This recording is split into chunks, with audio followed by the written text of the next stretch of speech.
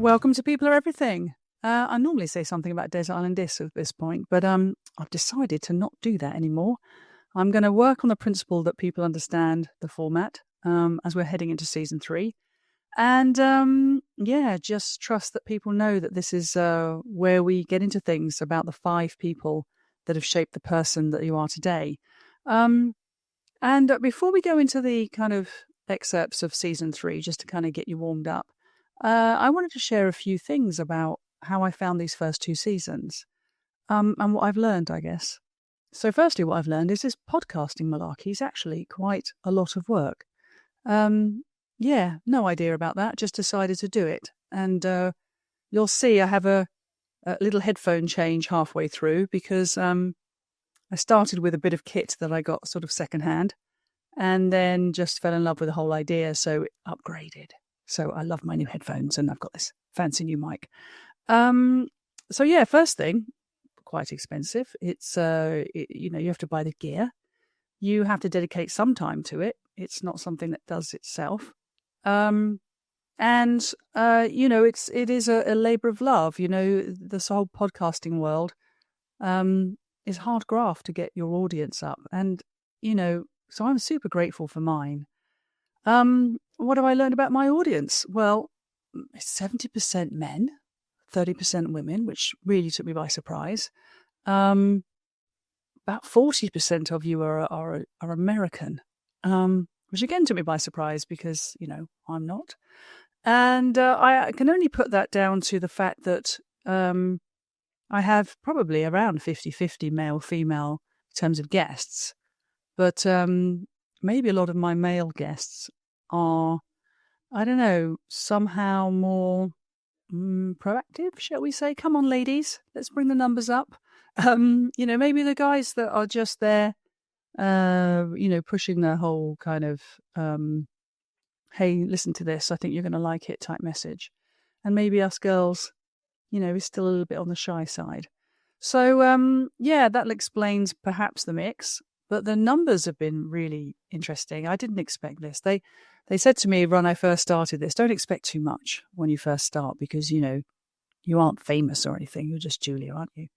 And I went, yeah, that's true.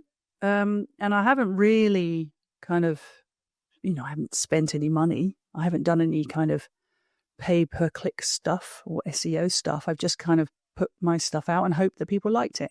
And seems that you do. So I'm really, really encouraged by that and very, very grateful. What else have I learned? The tech's quite interesting. If you're ever wanting to do your own podcast, please let me know because I can tell you all the platforms now and all the tracking stuff and how you do it in a way that keeps it uniquely you. So this is definitely me talking. I'm not an AI robot. But so much of the back-end technology is AI-based now. And, there's so much good tech that can just get you published at least in an easy way. You don't have to be a production studio to do this. So if you are interested in all of that, then give me a little message and I'll help you out. But mostly what have I learned? I learned that I really love it. I absolutely love it. I love meeting my guests. I like finding my guests. I like all the prep stuff of kind of getting to know them. The interviews themselves. I never know where they're going to go. They're just, I don't know. They reveal themselves, I suppose. I love my network now. I mean, I've interviewed over 30 people so far. It's not many in podcasting land, but enough. And it's like it just feels like I've got this growing network of super interesting people that I feel I know, and getting to know even more. Especially after the podcast, so we kind of hang on to each other. So, the whole thing's just been absolutely a dream, and I hope to keep this going for as long as I can because I don't think I'll ever run out of people to speak to. The themes that I'm covering seem to be universal. It's all about connection. It's all about love. It's all about the people that matter, and people seem to come alive when they talk about the people that they want to honour. So I might be onto something here. Feels like it. Feels like I've got a platform for people to really give thanks for the people that have helped them along the way.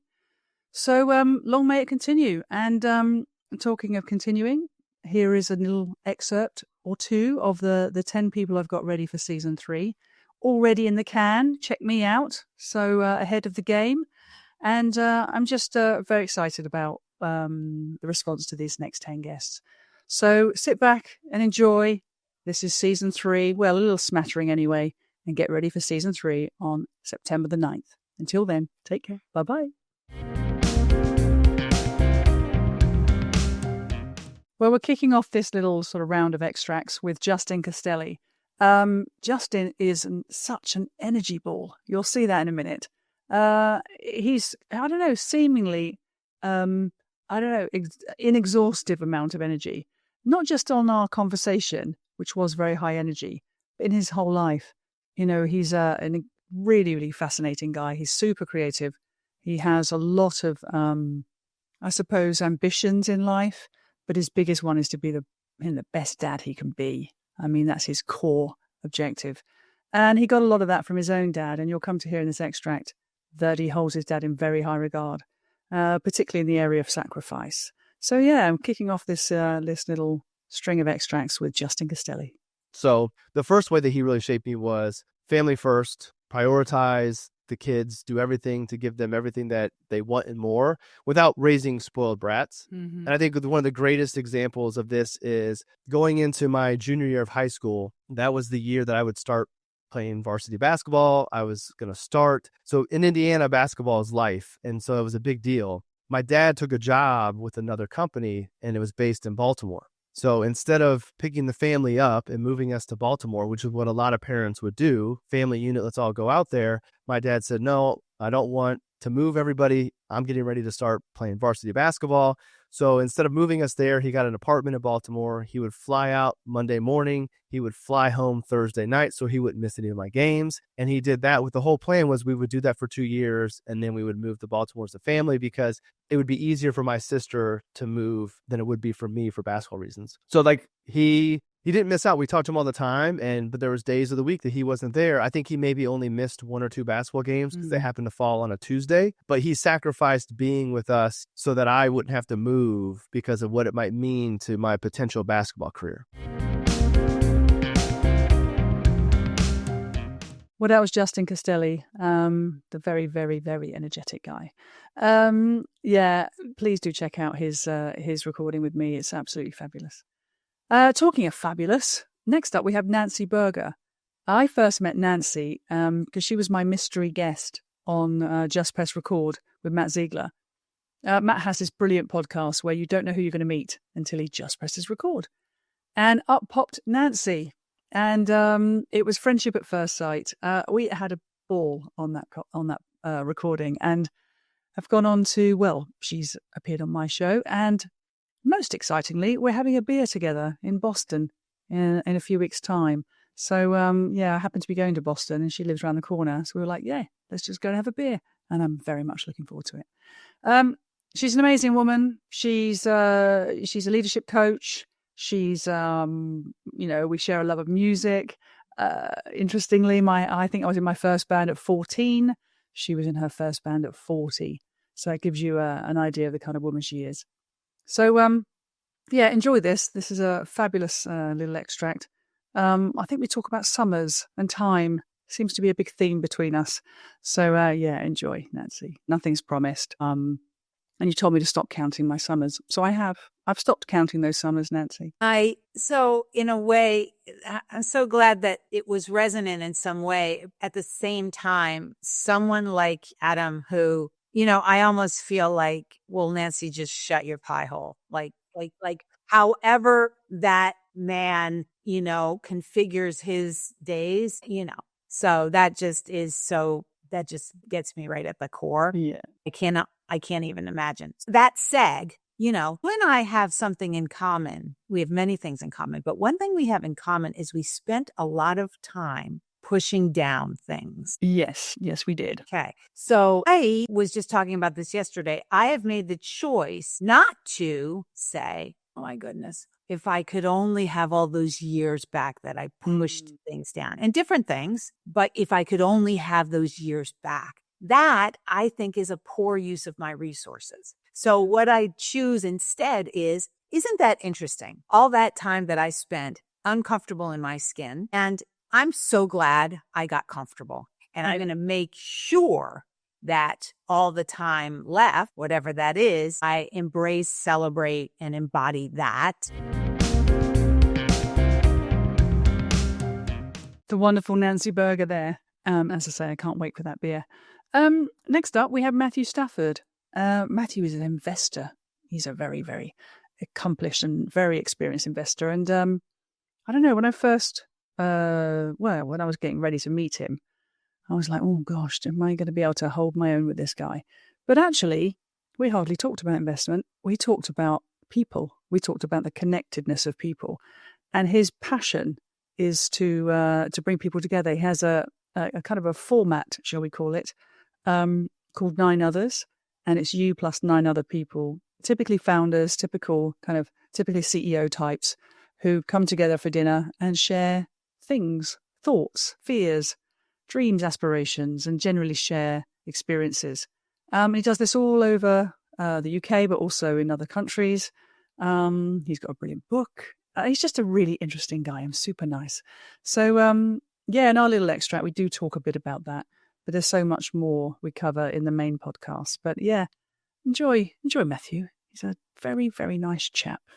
So yes, as you mentioned, I co-founded something called 9 Others, and that was back in 2011 with my co-founder, Katie. And I mean, it's very, very simple. It's a dinner for 10 people. So it's yourself and 9 others. So we limit it. We keep it small. We loosely curate who's there. It's founders, entrepreneurs, people in startups. And the whole point, which is very simple and it's never changed, is that each person around the dinner table shares a challenge, share what's keeping them up at night. And it's Chatham House rule. There's no hierarchy. So you don't get to hear the answer, but you share your challenge. And then as a group, we spend 10, 15 minutes trying to help each other out. And that might be swapping stories, asking further questions, introduction recommendations, book recommendations. Have you thought of this? Have you thought of that?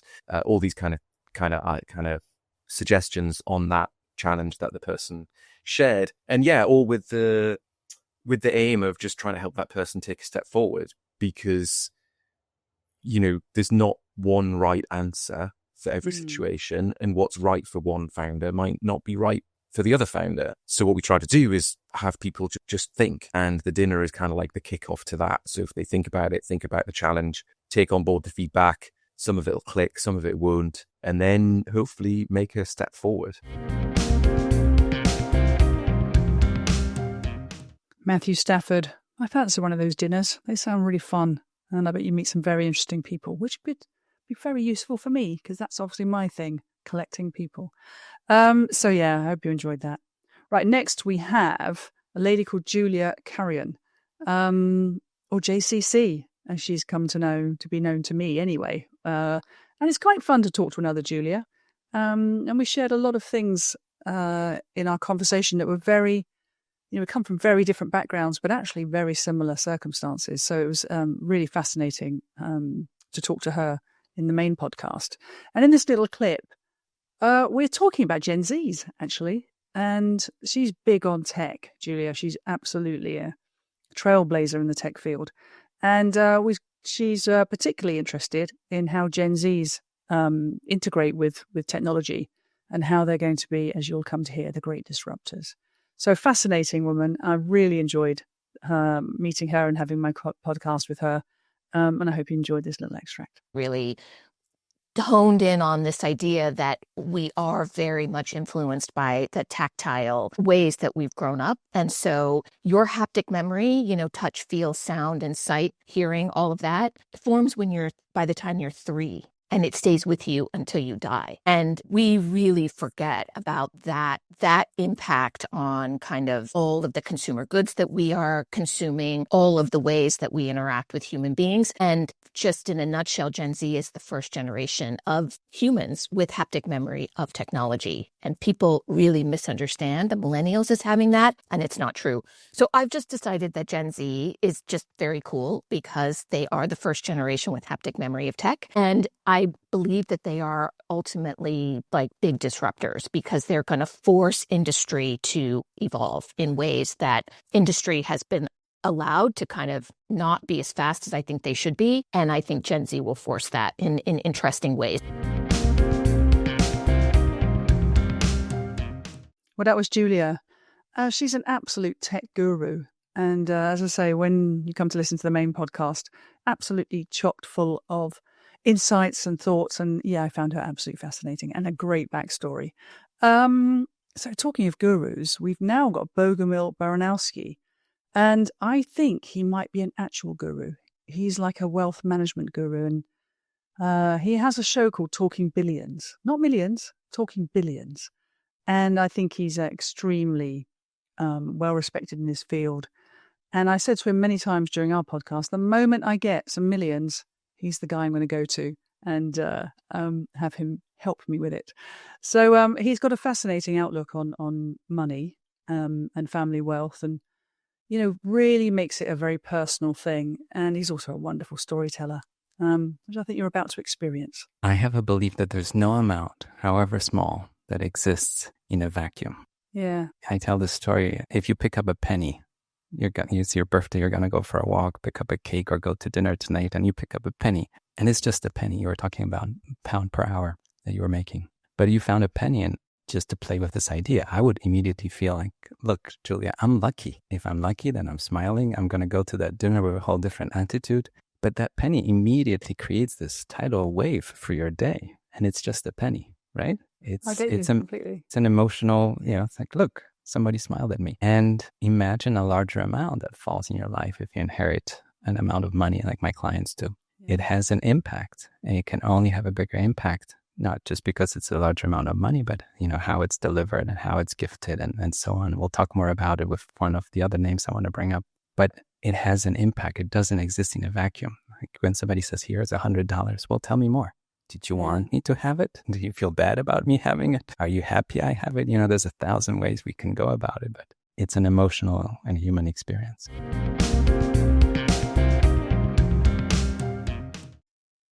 Well, I told you he was a great storyteller.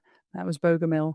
And please check out his episode when we post it, because you will learn something. You will learn a lot of things. He's a very, very wise man, and completely changed my view of wealth and what it means.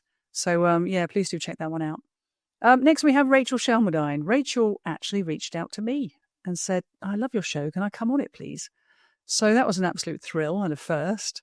And also what was a first is meeting somebody who has such a roller coaster background. Almost started in practical aristocracy and then went through an absolute twist and turn to be where she is now.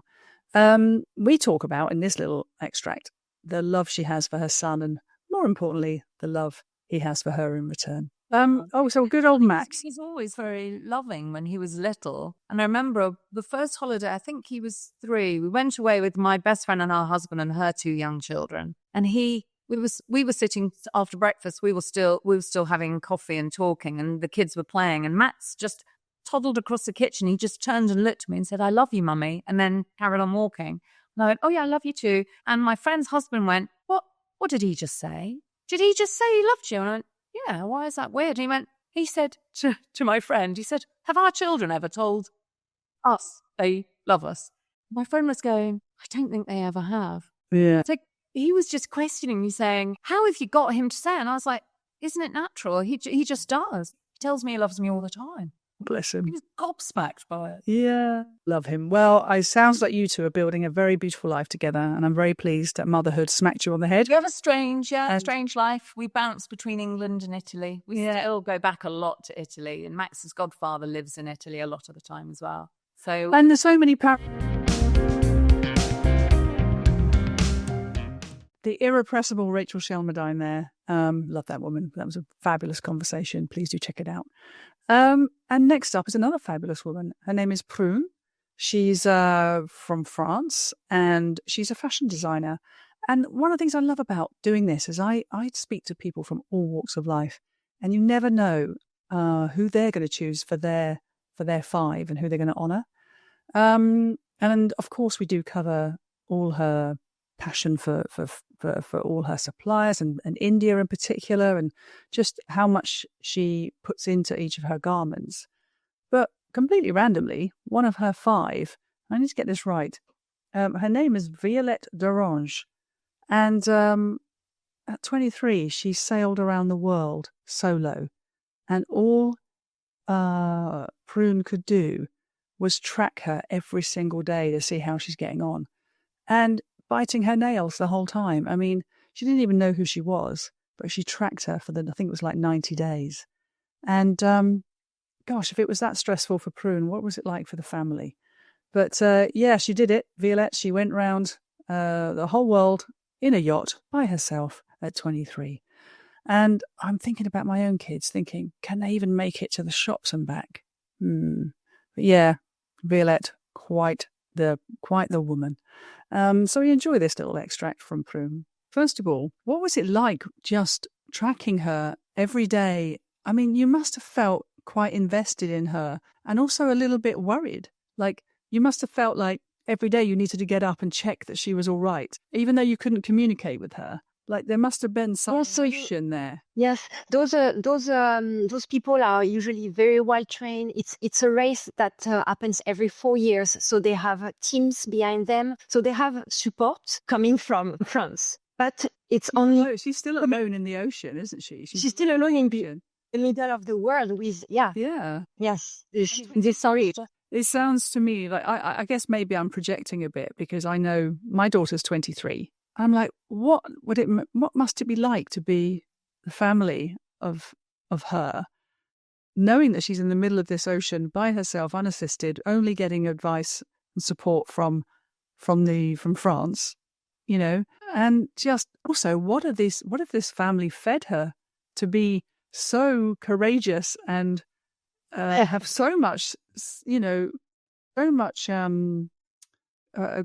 capability and resilience, like you say. Well, that was Prune talking about Violette. I mean, 23, on your own, in the ocean, 90 days, nobody around, doing the whole globe. I can't even imagine. So, yes, fascinating. And talking of fascinating, here we have, up next is Dr. Eliezer Iwuji. What can I say about this guy? First of all, he's the dad of Chikudi Iwuji, who's in my first season. And Chikudi is an amazing actor. He was in Guardians of the Galaxy, The Split, John Wick, most recently Day of the Jackal with Eddie Redmayne. And I guess my first celebrity person.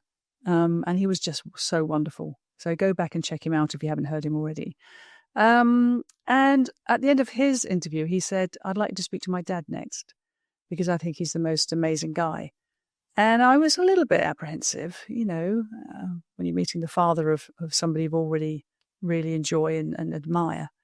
And I shouldn't have been nervous at all. He's so, so warm and so charming. He's also 97 and just as sharp as he ever was. And anyway, his story is fascinating. So just enjoy this next little extract, and please, please, please do look out for when we publish his episode. I promise you it's an absolute gem.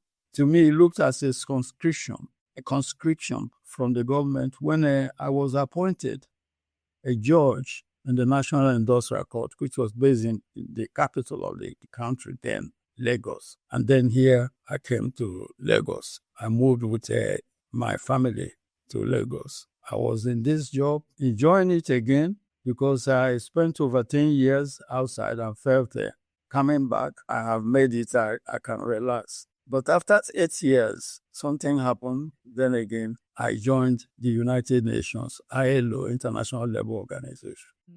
And that changed completely the trajectory of my life. I was there. It was from there I retired. And then retiring, since then I have been traveling the world, living with my children where they are. Oh, Dr. Eliezer Iwuji. I could listen to him all day. All right, so from one extreme to the other. Sorry, Eliezer.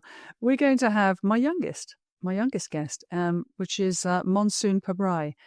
I was introduced to Monsoon, and everything that I was told about her before I met her, came to pass. She's absolutely I don't know, one of the wisest young people I've ever met. And there's no surprise, really. She's a chip off the old block. Her dad's quite the famous investor. His name's Monish Pabrai. And actually, he was just recently on Stephen Bartlett's Diary of a CEO. So there's not much that he hasn't passed on to his daughter. She had her first fund, I think she was something like, I don't know, I'm going to say early 20s. And she'd raised £2 million for her fund, and she now is absolutely storming it in the investment world. So I really enjoyed this conversation. She's a fascinating young woman, and again, I'm just learning through talking to all these amazing people. Enjoy. Managing other people's capital. So when you're an analyst at a fund, you're kind of protected by your portfolio manager and the founder, right? The guy who's getting the checks, who's raising the capital, he takes the fall, right? For the bad decision, not the analyst. So you kind of pick more wild and crazier things as an analyst, is my learning. And when you actually manage people's capital, you talk to them.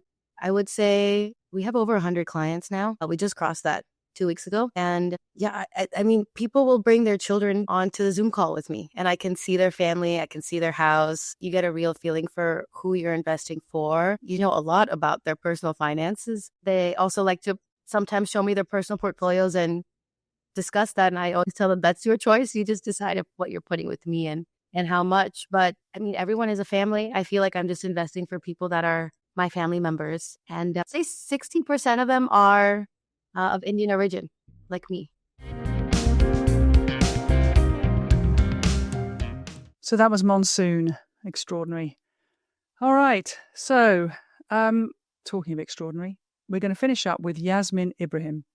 I first met Yasmin. I was doing some sort of talk. I think it was in London somewhere, some fancy kind of hotel place, for the One Club, which is this kind of investors and founders kind of networking group. And occasionally they ask people to come along and talk on subjects. And I think I was talking on leadership, and she was in the audience. She came up to me afterwards and said, really like what you said, blah, blah, blah. Tell me more about who you are, etc. And then I talked about my podcast, and she was like, oh, please, please, please, could I come on that? And I thought, yes, you can, because she is fascinating. What can I say about her? Yasmin is a psychic coach. And I was a bit cynical about that, to be honest. I was like, what does that mean? But I actually did one of her sessions, and I think what it means is that she's incredibly wise and connected and just understands you in a heartbeat. And I learned so much from that session. So she's quite the woman. And I think it's quite fitting that she finishes off this little extract series today. So yeah, enjoy, Yasmin. There's a film called 50 First Dates, but no. So basically, I didn't aim to go out on 50 first dates. I just decided I would just date without any expectation, without actually seeking or looking for a partner, just to experience men. Oh, gotcha. Yeah. So never went past the first date, and there was never intimacy. Yeah. But I went in my whole self, laughed, I was funny, I was great to be with. I even wanted to date me. I was like, who's this person? And I didn't care if they called me after or not. And actually, I also learned to say, I really enjoyed your company and I really appreciate you coming, but I don't think there's chemistry. And I was able to say that very easily. And there really wasn't every time. There wasn't. Amazing. Or not just it was beyond chemistry. I was looking for someone who was willing to really own their person and to show me that they were in it for the long haul. So there was this was just a test. This was just, an experiment. But I really recognized that someone showing me interest isn't enough. And the type that I'd constructed in my head, which was Nick, blonde hair, blue eyes, tall, athletic, that wasn't necessarily good for me. Yeah. And so I could see beauty in many other aspects, and specifically things like intelligence and people who really have their own passions, who really are open. And Jack is incredibly open. The wonderful Yasmin there. Right, so that's it. That's the 10. That's series 3. You've met all the cast of characters. Can't wait to publish each of them. We are launching season 3 next week on September the 9th. That's Tuesday. And, just can't wait, to be honest. If you haven't already, please like, subscribe, comment, get involved in some way. Reach out to me if you want to be a guest, or perhaps even just reach out to me to tell me who you'd like to hear from. Maybe there's somebody in your life you'd love to hear who their 5 would be. So until next week, please take care of yourselves, and I'll see you there. Take care. Bye.